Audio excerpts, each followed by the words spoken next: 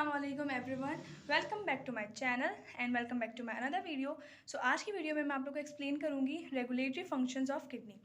अब regulatory function of kidney में जो है ये फंक्शन जो होता है वो 4 मेन स्टेप पे होता है। पहला स्टेप कहलाता है अल्ट्राफिल्ट्रेशन, दूसरा रीएब्जॉर्प्शन, तीसरा ट्यूबुलर सिक्रेशन और फोर्थ कहलाता है काउंटर करंट एक्सचेंज। तो वन बाय वन करके इन सबको डिस्कस करते हैं। सबसे पहला है हमारा अल्ट्राफिल्ट्रेशन। अल्ट्राफिल्ट्रेशन के नाम से आपको पता चल रहा होगा कि इसमें कोई चीज़ फ़िल्टर होनी है। क्या चीज़ फ़िल्टर होनी है? इसमें हमारा ब्लड को फ़िल्टर होना है, ठीक है। तो ये हमारा प्रोसेस होता है बाउमेंस कैप्सूल में। और बाउमेंस कैप्सूल के अंदर मैंने बताया था एक कैपिलरीज का नेटवर्क प्रेजेंट होता है जिसको जो कहलाता है ग्लोमेरुलस। तो होगा क्या कि उसमें से जब ग्लोमेरुलस में जब हमारा जब ब्लड पास होगा तो ब्लड उसमें से क्या होगा कि ब्लड से कुछ सब्सटेंसेस उससे सेपरेट होंगे। वो सब्सटेंस क्या क्या होंगे? Sugar, salt, amino acids, water and nitrogenous compound, ये सारे सब्सटेंसेस उससे सेपरेट होंगे और फिर वो जाके कहाँ चले जाएंगे? बाउमेंस कैप्सूल में। ये सारे सब्सटेंसेस इससे सेपरेट हो जाएंगे एक्सेप्ट प्रोटीन और आरबीसीज को छोड़कर, क्योंकि इनका जो ये थोड़े बड़े बड़े होते हैं, ये इनसे पास नहीं होते। बाकी तकरीबन हर सब्सटेंस इससे पास हो जाता है और बाउमेंस कैप्सूल में चला जाता है, ठीक है। इसके अलावा यहाँ पर एक है कि हमारा जो ब्लड प्रेशर होता है, ब्लड प्रेशर ग्लोमेरुलस में वो हाई होता है। हाई क्यों होता है? क्योंकि हमारा जो एफरेन आर्टरी होती है जिसके ज़रिए ब्लड आ रहा होता है उसका डायमीटर थोड़ा वाइड होता है, चौड़ी होती है, जबकि जो हमारी ईफ्रेंट आर्ट्रियोल होती है वो थोड़ी पतली होती है। तो होता क्या है कि एफरेंट आर्ट्रियोल से ब्लड तो तेज़ी से आ रहा होता है लेकिन आगे जो फ्लो होता है वो थोड़ा स्लो हो रहा होता है। क्यों? क्योंकि वही डायमीटर का चक्कर है। इससे क्या होता है कि एक हाइड्रोस्टैटिक प्रेशर लगता है जिससे जो भी जब ब्लड पास होगा तो उसमें जो भी स्मॉल सब्सटेंस जो भी प्रेजेंट होंगे छोटे छोटे से वो सब इससे पास होकर ग्लोमेरुलस से बाउमेंस कैप्सूल में थोड़ा प्रोसेस ऑफ डिफ्यूजन चले जाएंगे, ठीक है। इनके फिल्टर उसमें जो है वो फिल्ट्रेट होके फिल्टर होके उसमें बाउमेंस कैप्सूल में चले जाएंगे और वो जो बनेगा यानी कि ब्लड फिल्टर होकर जो आगे बाउमेंस कैप्सूल में पास होगा वो कहलाएगा फिल्ट्रेट, ठीक है। तो ये हमारा अल्ट्रा फिल्ट्रेशन था, मतलब इसमें सारे जो हमारे सब्सटेंस होंगे वो ब्लड से फिल्टर होकर बाउमेंस कैप्सूल में आएंगे। ओके, अब मूव करते हैं सेकंड स्टेप की तरफ, जो है हमारा रीएब्जॉर्प्शन, ठीक है। रीएब्जॉर्प्शन का मतलब बेसिकली ये कि जो चीज़ एब्जॉर्ब हुई वापस से जो चीज़ मतलब उसमें से निकली है वो दोबारा से एब्जॉर्ब हो जाए। मतलब ये सारी चीज़ें जो हमारा शुगर, अमाइनो एसिड, ये सब हमारे ब्लड से सेपरेट हुए तो वापस से ब्लड में एब्जॉर्ब हो जाए, ठीक है। तो उसमें ये प्रोसेस होगा। अब जब हमारा फिल्ट्रेट यानी कि बाउमेंस कैप्सूल के बाद जो भी बाउमेंस वो नेफ्रॉन्स के स्ट्रक्चर्स आते जाएंगे तो उनमें से आगे आगे पास होते होते रीअब्जॉर्प्शन होती जाएगी उन सब्सटेंसेस की। अब बाउमेंस कैप्सूल के बाद कहाँ आता है? प्रॉक्सिमल कॉन्वर्टेड ट्यूब्यूल, ठीक है। तो इन पीसीटी यानी कि प्रॉक्सिमल कॉन्वर्टेड ट्यूब्यूल मैंने शॉर्ट फॉर्म में लिखा है, इसमें कन्फ्यूज होने की जरूरत नहीं है, ठीक है। तो प्रॉक्सिमल कॉन्वर्टेड ट्यूब्यूल में जब वो फिल्ट्रेट बाउमेंस से इधर आएगा तो यहाँ पर वाटर की, अमाइनो एसिड्स की, शुगर की, सॉल्ट की, इन सब की रीअब्जॉर्प्शन होगी, ठीक है।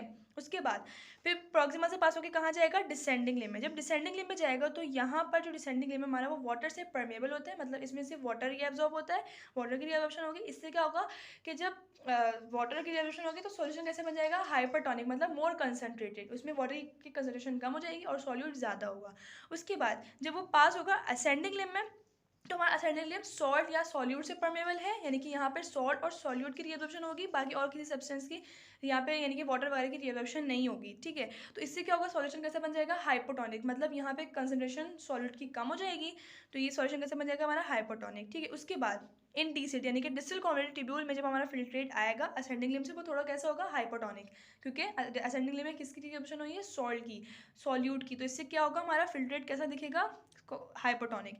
इसके बाद अब होगा क्या कि डिस्टल कॉन्वर्टेड ट्यूब्यूल में हमारा, क्योंकि हमें कैसा चाहिए आगे से डिस्टल से कहाँ पास होना है? कलेक्टिंग ट्यूब्यूल में, कलेक्टिंग डक्ट में।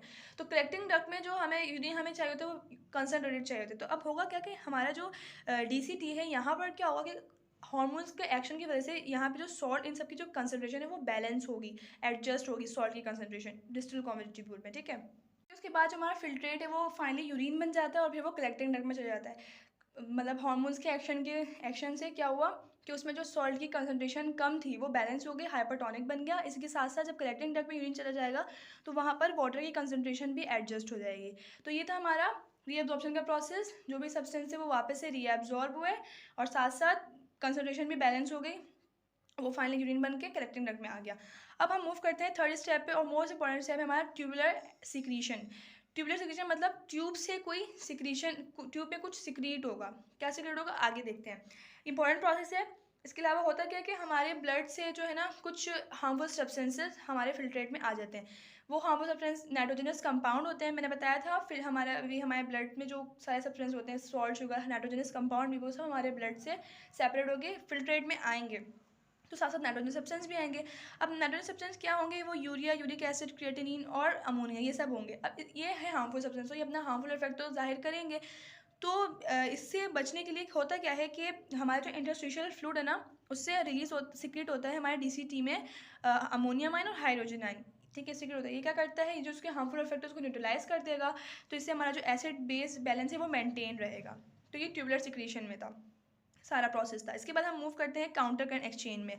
काउंटर करंट एक्सचेंज, इसका मतलब है, काउंटर का मतलब होता है अपोजिट और करंट का मतलब होता है फ्लो, ठीक है। मतलब इसमें होगा क्या कि हमारा जो सॉल्यूट और हमारा वाटर है उसमें एक्सचेंज होगा। मतलब अगर सॉल्यूट बढ़ रहा है तो उसकी कंसंट्रेशन कम कर देंगे, वाटर बढ़ रहा है तो उसकी कंसंट्रेशन बैलेंस हो जाएगी। तो ये हमारे किडनी के मेड्यूला वाले पार्ट में हो रहा होगा, ठीक है, ये वाला एक्सचेंज। इसको हम कहते हैं काउंटर करंट एक्सचेंज, यानी कि the exchange of solute and water in the medulla of the kidney called counter current exchange. अब ये भी फर्दर दो सिस्टम्स में बेस्ड है, फर्दर काउंटर करंट मल्टीप्लाई और काउंटर करंट वासरेक्टा। तो अब डिस्कस करते हैं काउंटर करंट मल्टीप्लाई। ओके, तो काउंटर करंट मल्टीप्लायर जो है हमारा हो रहा होता है लूप ऑफ हेनले में, ठीक है। लूप ऑफ हेनले में होता है यानी कि इसमें डिसेंडिंग लिम और असेंडिंग लिम इन्वॉल्व होंगे। तो जब हमारा फिल्ट्रेट पास होता है, मतलब काउंटर करंट मल्टीप्लायर में मैंने आपको बताया ना कि सॉल्यूट और वाटर की कंसंट्रेशन बैलेंस होगी इस तरह से कि जो हमारा यूरिन है वो कंसनट्रेटेड बने। तो सबसे पहले हमारा जो फिल्ट्रेट पास होगा डिसेंडिंग लिम से, डिसेंडिंग लिम में वाटर रीएब्सॉर्ब होता है, वाटर से परमेबल होता है डिसेंडिंग लिम, तो यहाँ पे जो फिल्ट्रेट होगा वो कैसे बन जाता है, हाइपरटोनिक, यानी कि मोर कंसनट्रेटेड। उसके बाद जब वो फिल्ट्रेट पास होता है असेंडिंग लिम से, तो यहाँ पे क्या एब्जॉर्ब होता है, सॉल्ट रीएब्जॉर्ब होता है, यानी कि फिल्टर कैसा बन जाता है, हाइपोटोनिक, ठीक है। अब होता क्या है कि जो यहाँ पे सॉल्ट, यानी कि जो सॉल्ट रिमूव हुआ है यहाँ से, रीअब्जॉर्ब हुआ है, तो होता क्या है कि दोबारा से फिर वो कहाँ चला जाता है, डिसेंडिंग लिम में, ठीक है। और डिसेंडिंग लिम में किसकी एब्जॉर्प्शन होती है, वाटर की। तो जब सोडियम यानी कि सॉल्ट दोबारा से जब हमारा चला जाएगा डिसेंडिंग लिम में, तो ये क्या करेगा, ये इन्हेंस करेगा कि वाटर की जो रीअब्जॉर्प्शन है और ज़्यादा हो, जिससे जो हमारा यूरिन बने वो कंसनट्रेटेड बने। तो इससे क्या होता है कि यूरिन कंसनट्रेटेड बनता है। तो इसमें क्या हुआ कि जो हमारा पहले डिसेंडिंग लिम में गया, वाटर रीअब्जॉर्ब हुआ, डिसेंडिंग लिम में हाइपरटोनिक बना, देन फिर वो असेंडिंग लिम में आया, हमारा क्या हुआ यहाँ पर सॉल्ट रीअब्जॉर्ब हुआ है, सॉल्यूट रीअब्जॉर्ब हुआ, इससे वो कैसा बन गया सॉल्यूशन, हाइपरटोनिक। फिर दोबारा से वो सॉल्ट डिसेंडिंग लिम की तरफ by the help of diffusion चला गया, यहाँ इसने इन्हांस किया कि और फर्दर वाटर की रीअब्जॉर्प्शन हो, जिससे हमारा मजीद जो हमारा यूरिन बने वो कैसे बने, कंसनट्रेटेड बने, ठीक है। अब पढ़ते हैं काउंटर करंट वासरेक्टा। काउंटर करंट वासरेक्टा बताया था क्या होता है, वो ब्लड वेसल्स जो कि हमारे लूप ऑफ हेनले से लूप ऑफ हेनले के अराउंड होती है, ठीक है। इससे क्या होता है कि हमारा तकरीबन ओनली हमारा जो 1% ब्लड होता है ना, वो किडनी की तरफ जो फ्लो कर होता है, वो 1% ब्लड वासरेक्टा के थ्रू आ रहा होता है। और वो ब्लड क्या करता है, मेडुला के सेल्स को प्रोवाइड कर रहा होता है नरिशमेंट और ऑक्सीजन प्रोवाइड कर होता है। इसके अलावा जो रीअब्जॉर्ब वाटर होता है ना, किडनी फिल्टर से जो वाटर रीअब्जॉर्ब हो जाता है उसको उससे दूर लेके जा रहा होता है। तो इससे क्या होता है कि हमारा जो सिस्टम है वो रेगुलेट रहता है और प्रॉपर्ली मेंटेन रहता है। तो यहाँ पर हमारा रेगुलेटरी फंक्शंस ऑफ किडनी का टॉपिक ख़त्म होता है। उम्मीद है आप लोगों को सब समझ आया होगा, और अगर वीडियो अच्छी लगी तो वीडियो को लाइक कर देगा, चैनल को सब्सक्राइब कर देगा और बेल आइकन को प्रेस कर देगा। अल्लाह हाफिज़।